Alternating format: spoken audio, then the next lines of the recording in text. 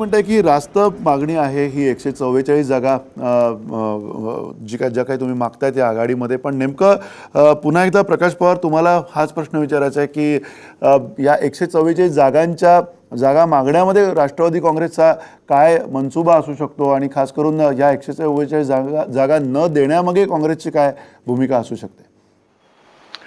मला असं वाटतं की काँग्रेसच्या तुलनेत राष्ट्रवादी काँग्रेसची मागणी योग्य आहे.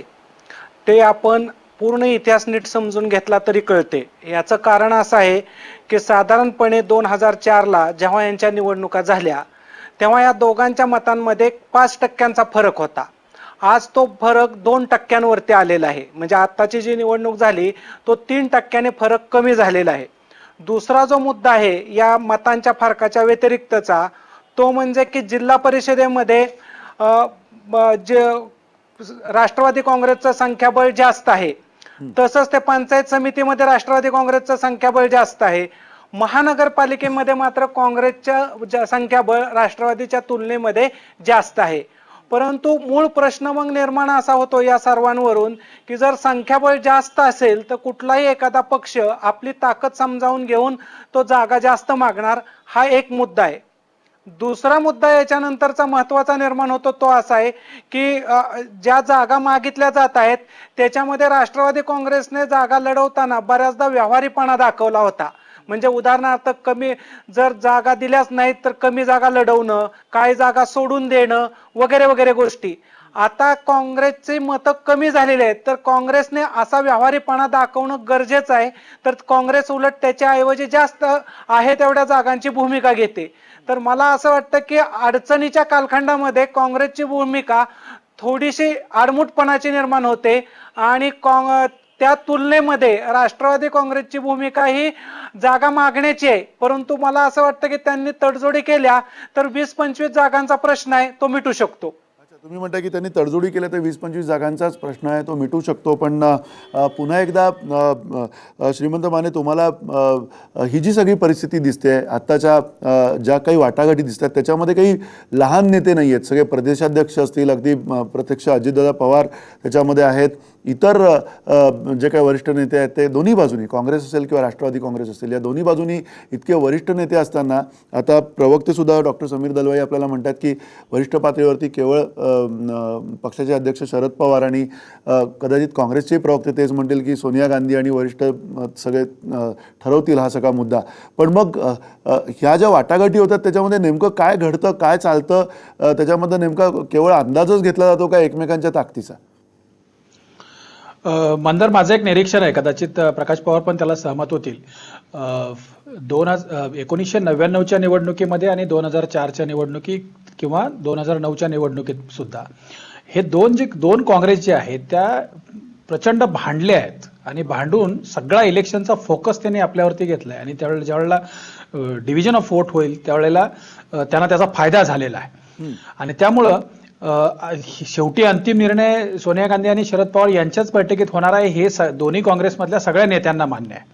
परंतु आता ही ट्रिक चालेल का? कारण आता सगळ्या देशातल्या राजकारणाची परिस्थिती बदललेली आहे. आता उलट हे आपसात भांडले तर या दोन्ही पक्षांचं नुकसान होण्याची शक्यता जास्त आहे. अगोदरच्या निवडणुकांमध्ये इलेक्शनचा फोकस आपल्याकडे वळवून घेण्यामध्ये त्यांचा फायदा झालेला होता. आता जर ते या पद्धतीने भांडले तर कदाचित नुकसान होईल, कारण एकूण जो कल आहे तो कल या दोन्ही काँग्रेसच्या विरोधात किंवा अँटी एस्टॅब्लिशमेंट अशा स्वरूपाचा, अँटी इन्कमन्सी अशा स्वरूपाचा एक सूर आहे मतदारांमध्ये. आणि त्यामुळं हे शेवटी अंतिम निर्णय तर सोनिया गांधी आणि शरद पवार यांच्याच बैठकीत होणार आहे. दोन्ही काँग्रेसची जी वरिष्ठ नेत्यांची जी बैठक होईल अंतिम ज्यावेळेला जागा वाटपाला चर्चेला ज्यावेळेला बसतील तेव्हा होईल. पण ही जी सध्याची खडाखडी आहे ही सुद्धा आपल्याकडे लक्ष वेधून घेण्याचा किंवा आपले पक्ष फोकसमध्ये ठेवण्याचा अशा पद्धतीचा असा प्रयत्न आहे असं माझं या संदर्भातलं निरीक्षण आहे. अच्छा, तुम्ही म्हणता की केवळ चर्चा करण्यासाठी आणि चर्चा घडवून आणण्यासाठी ही सगळी खडाखडी सुरू आहे, पण त्याबरोबरीने डॉक्टर समीर दलवाई पुन्हा हाच प्रश्न आहे की अत्यंत कमी दिवस आहेत, तुम्हाला या वाटाघाटी करण्यासाठी काही तुम्ही डेडलाईन ठेवले का समोर? काही अशा प्रकारचा काही दिवस आहे का की ज्या दिवसापर्यंत खरं तर हे सगळं जे चक्र आहे वाटाघाटींचं ते तुम्ही संपवत आणाल आणि कदाचित तोपर्यंत तुम्ही किमान याद्या ज्या असतील त्या उमेदवारांच्या त्या जाहीर कराल? नाही, मला वाटतं इथे खरा प्रश्न असा आहे की आता जी आपण मगाशी म्हणाले त्याप्रमाणे की आता जे निवडणूक जी येणार आहे त्याच्यात खरा प्रश्न हा आहे की आपण म्हणजे राज्यापुढे काय एक प्लॅन घेऊन जाणार आहोत. कारण आपण सध्याच्या घटना ज्या बघताय, अगदी परवापर्यंत जी घटना तुम्ही आता आपल्या समोर आलेली आहे आणि एका प्रकारे ज्या तऱ्हेने एक वातावरण निर्मिती एक केली जाते, एक विषारी प्रकारची जी एक वातावरण पसरवण्यात येते, ह्या गोष्टींना लक्षात घेता मला वाटत नाही काँग्रेस असो किंवा राष्ट्रवादी काँग्रेस असो, आमचे नेते असो, आमचे कार्यकर्ते असो, सर्वांना ह्या गांभीर्याची जाणीव आहे. आणि पुढे एक महाराष्ट्रासारख्या पुरोगामी राज्यात कुठल्या प्रकारचं सरकार यावं, लोकांना कुठल्या प्रकारची दिशा दिली पाहिजे ह्याची जाणीव सर्वांनाच आहे. आणि म्हणूनच शेवटी मगाशी म्हणाल्याप्रमाणे थोडा व्यावहारिकपणा दाखवला जाईल. पण ह्याच्यात शेवटी मुद्दा हाच आहे की राष्ट्रवादीची जी ताकद आज आहे आणि जर आपल्याला तेवढा जागा निवडून देखील आणायच्या आहेत तर शेवटी राष्ट्रवादीची जी मागणी आहे मगाशी म्हटल्याप्रमाणे अगदी रास्त आहे. कारण फक्त इलेक्शन लढवायचा हा मुद्दा नव्हे ना, नंतर सीट तिथून निवडून आणून सरकार पुढचं जे बनवायचं आहे त्या सर्व गोष्टींचा विचार केला पाहिजे असं मला वाटतं. नक्की तुम्ही म्हणता की सर्व गोष्टींचा विचार केला पाहिजे, पण पुन्हा प्रकाश पवार या सर्व गोष्टी काय आहेत, काय काय असाव्यात? कारण प्रत्येक ठिकाणी काँग्रेस आणि राष्ट्रवादी या दोन्ही पक्षांकडे बघितलं असतं तर कोणाची एक ताकद कुठेतरी पश्चिम महाराष्ट्रात आहे, एकाची ताकद सर्वाधिक कुठे मुंबई किंवा विदर्भामध्ये. अशा परिस्थितीमध्ये त्यांना आत्ता ही सगळी भाषा जी दरवर्षी किंवा दर निवडणुकीच्या अगोदर होते, ही भाषा आत्ताच्या ह्या सगळ्या वातावरणामध्ये परवडणारी आहे का? कारण या भाषेमुळे सुद्धा कदाचित जो मतदार आहे तो मतदार संभ्रमात पडणार आहे. हा मुद्दा असा आहे की त्या पार्टी हे एका विभागात असले तरी सुद्धा त्या दोन्ही विभागामध्ये एक प्रश्न असा आहे की स्थानिक सरकार ही काँग्रेसची होती किंवा राष्ट्रवादी काँग्रेसची होती आणि स्थानिक सरकारच्या विरोधातला असंतोष हा राज्य सरकारच्या असंतोषाच्या पेक्षा मोठा आहे. कारण स्थानिक सरकारांनी या एनसीपी आणि काँग्रेसच्या काँग्रेसने जनतेच्या विरोधात जे काय योजना राबवल्या त्याचा एक परिणाम म्हणून खूप मोठा असंतोष स्थानिक पातळीवरती आहे. म्हणजे जरी विभाग बदलला तरी सुद्धा असंतोषात बदल होत नाही. म्हणजे प्रश्न असा निर्माण होतो की स्थानिक पातळीचा असंतोष केवळ जागा वाटपामुळे सुटत नाही. अजून एक मुद्दा याच्यानंतर निर्माण होतो तो असा की जागा वाटपाचा प्रश्न हा दोन विभागांशी संबंधित नाही, केवळ हा एकाच विभागामध्ये खूप स्ट्रॉंग संबंध आहे. तो म्हणजे पश्चिम महाराष्ट्रातल्या जागा राष्ट्रवादीला हव्या आहेत आणि तिथल्याच जागा पुन्हा काँग्रेसलाही हव्या आहेत. जर हाच मुद्दा घेऊन राष्ट्रवादी काँग्रेस मुंबईमध्ये गेली तर राष्ट्रवादी काँग्रेस फार आग्रह धरणार नाही किंवा राष्ट्रवादी काँग्रेस विदर्भामध्ये गेली तर तिथं काय फार मोठा आग्रह धरणार नाही.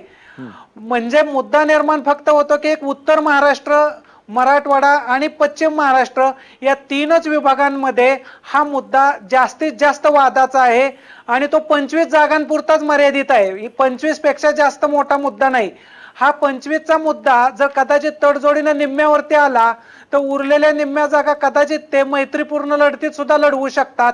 म्हणजे यांची युती मोडेल इतका मोठा मला मुद्दा वाटत नाही हा. नक्की तुम्ही म्हणताय की त्यांची आघाडी मोडेल एवढा मोठा मुद्दा वाटत नाहीये, पण त्याबरोबरीनं जो सगळ्यात महत्त्वाचा प्रश्न श्रीमंत माने उरतो तो हाच आहे की या सगळ्या आघाडीमध्ये पुन्हा एकदा कुठेतरी जी अँटी इन्कम्बन्सी फॅक्टर आपण म्हणतो त्या पद्धतीचं जे काही मतदान होणार आहे त्या मतदानाला टाळण्यासाठी त्यांनी जर का वेगवेगळे लढती लढल्या तर त्याचा काही फायदा होईल असे दोन्ही पक्षांमध्ये काही सूर आहेत, काही नेते सुद्धा ही भाषा करत आहेत. अशा वेळेला या हे सगळे जे अंदाज आहेत ते अंदाज घेण्याचीच ही प्रक्रिया आहे, एवढंच आपण त्याच्याकडे बघितलं पाहिजे. आता प्रकाश पवार म्हणाले त्याप्रमाणे हे दोन्ही पक्षांची आघाडी तुटेल असं चित्र काही नाही आहे. त्याचं कारण असं आहे की 2004 आणि म्हणजे 1999ला हे दोन्ही पक्ष एकमेकाच्या विरोधात लढले होते, पण 2004ला आणि 2009ला ते आघाडी करून लढले होते. आणि दोन्ही वेळेला अगोदरच्या लोकसभा निवडणुकीमध्ये जे काही मतं मिळाली असतील, ज्या जागा मिळाल्या असतील त्या प्रमाणामध्ये जागांची अदलाबदल झालेली आहे. म्हणजे संख्या पण बदललेली आहे आणि जागांची अदलाबदल पण झालेली आहे. आता या पार्श्वभूमीवरती आता ज्या वेळेला हे दोन्ही पक्ष ज्या वेळेला आघाडी करून समोर जातील त्यावेळेला आघाडीचा फायदा निश्चितपणे होईल. आता डॉक्टर दलवाई म्हणाले त्याप्रमाणे एक सेक्युलर वोट्सची मोठ ज्यांना बांधणं म्हणतो आपण ती बांधावी लागेल. पण हे करताना एक गोष्ट आपण लक्षात घेतली पाहिजे की या सगळ्या आरोप प्रत्यारोपामध्ये आणि या खडाखडीच्याच वातावरणामध्ये ज्या पद्धतीनं राष्ट्रवादीकडून मुख्यमंत्र्यांची निष्क्रियता किंवा मुख्यमंत्र्यांना टार्गेट केलं जात आहे आणि काँग्रेसकडून अजित पवार आणि बाकीचे काही मंत्री त्यांना टार्गेट केलं जात आहे. आरोप प्रत्यारोप वेगळ्या पातळीवरती जात आहेत. ते निष्क्रियतेच्या पातळीवरती आहेत, ते भ्रष्टाचाराच्या पातळीवरती आहेत.